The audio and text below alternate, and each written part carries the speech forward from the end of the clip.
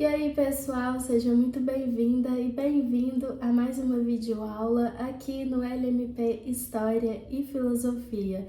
Se você é novo aqui no canal, tá chegando agora, muito prazer, meu nome é Laura, eu sou graduanda de História pela Universidade Federal de Ouro Preto e posto videoaulas aqui no YouTube desde 2020.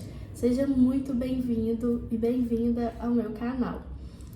Antes de começar a aula, já se inscreva no canal se você não for inscrito, ative o sininho para receber notificação quando tiver conteúdo novo aqui no canal, curta esse vídeo, comenta, compartilha. Quanto mais você engajar nos vídeos aqui do canal, mais o YouTube vai recomendar ele para outras pessoas e mais o canal vai crescer. Me siga também nas redes sociais, é tudo LMP História e Filosofia. Na descrição também tem o link que te direciona para essas redes sociais. Hoje nós vamos dar continuidade à última aula de filosofia, que a gente falou de filosofia da arte.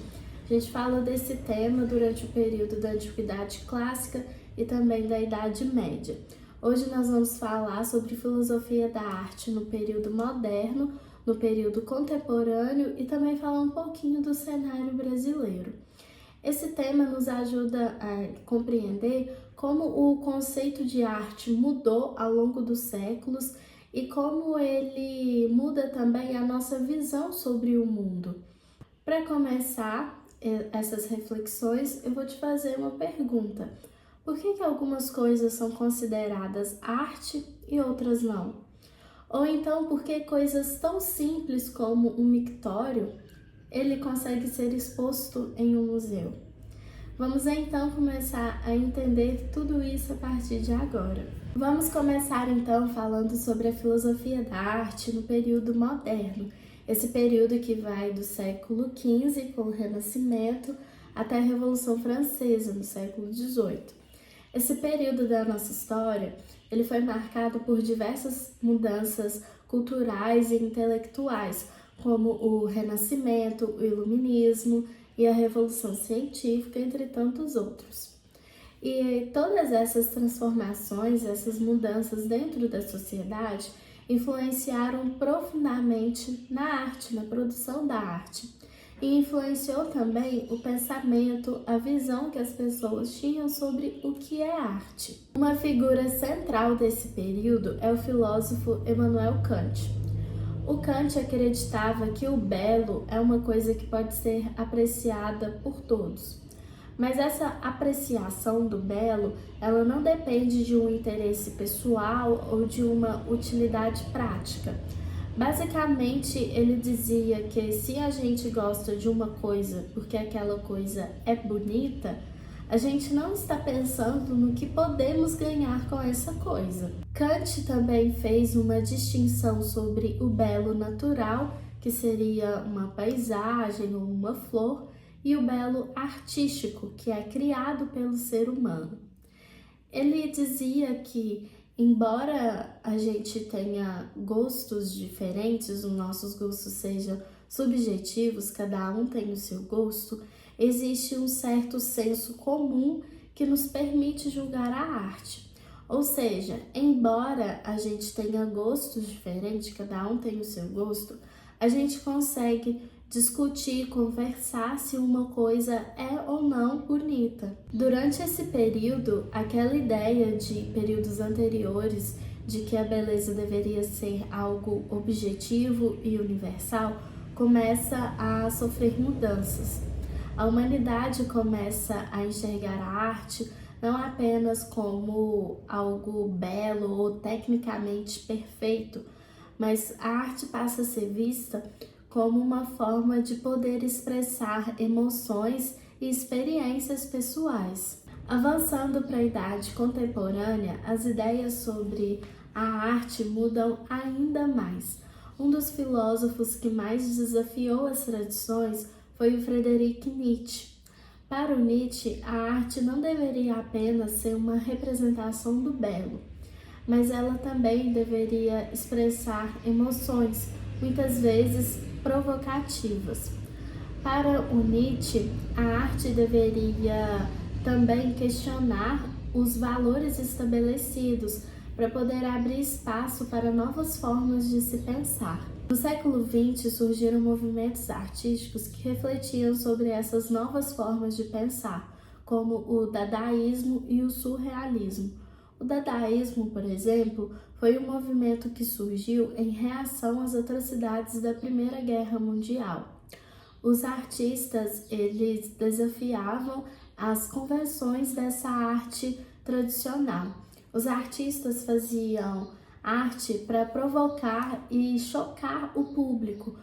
Artistas como o Marcel Duchamp, que é o autor da peça A Fonte, que nada mais é do que um mictório assinado com o pseudônimo R. Munt. Essa obra, A Fonte, é um exemplo perfeito de uma arte conceitual, onde o foco está por detrás da obra e não na habilidade técnica ou na beleza estética. O Duchamp ele dizia que a arte é aquilo que o artista decide que é. Ele dizia que a intenção e o conceito do artista poderia transformar um objeto simples em uma obra de arte. O outro movimento artístico importante é o surrealismo, e que tem como nome de destaque o Salvador Dalí. O surrealismo ele explora o inconsciente e o mundo dos sonhos, criando imagens, obras de arte que pareciam ter vindo de outro mundo, de um mundo paralelo.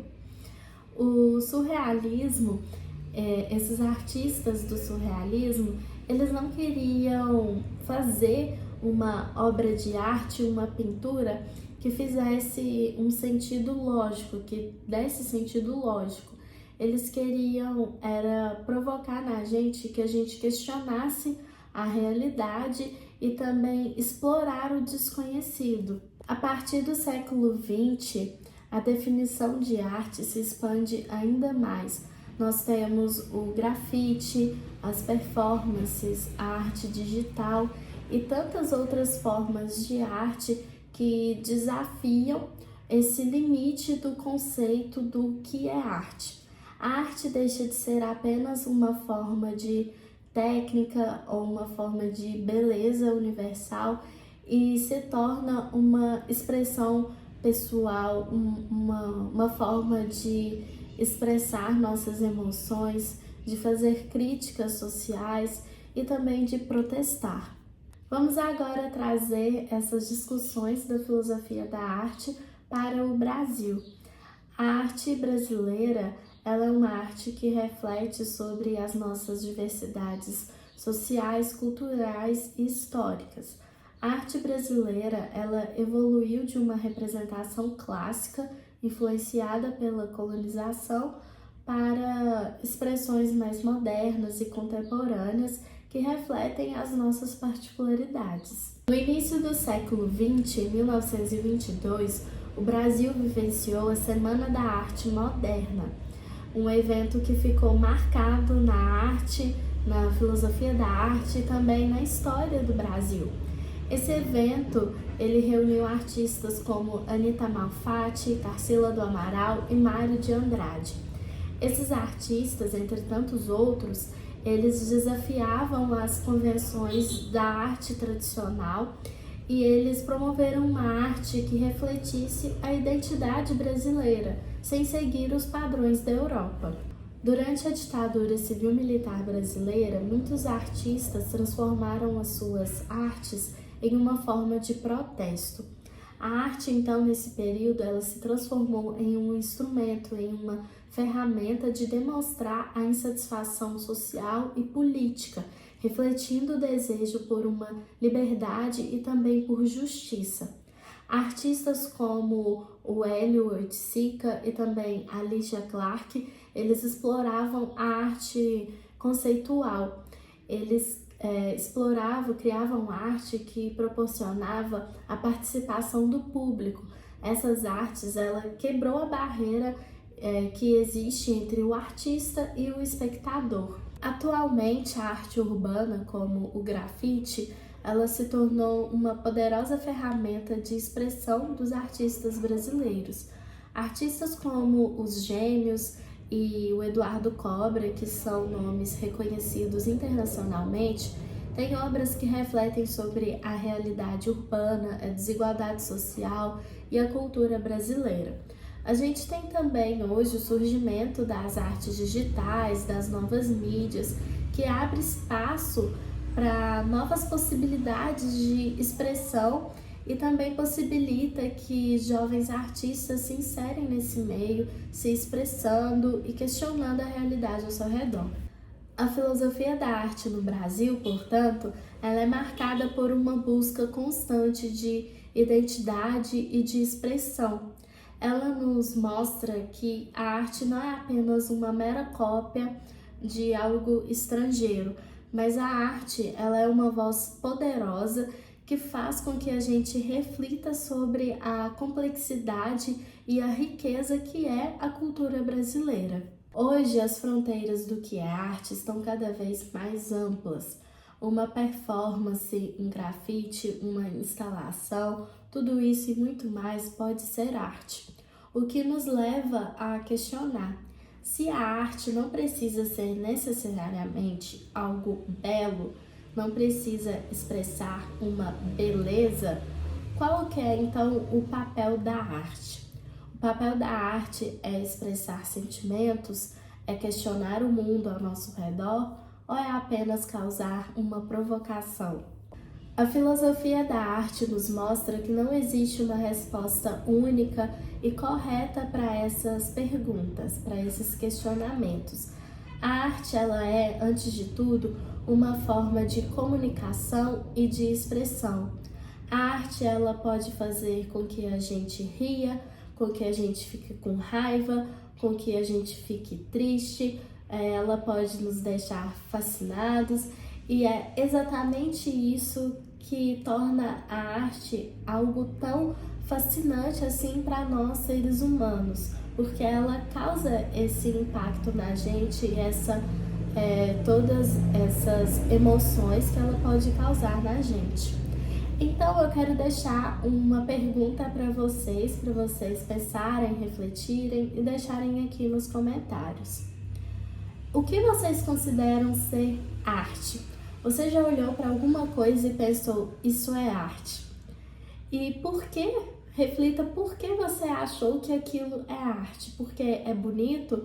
Porque te causou alguma sensação, algum sentimento? Porque é uma forma de protesto, de crítica social? Por que você achou que aquilo é uma arte?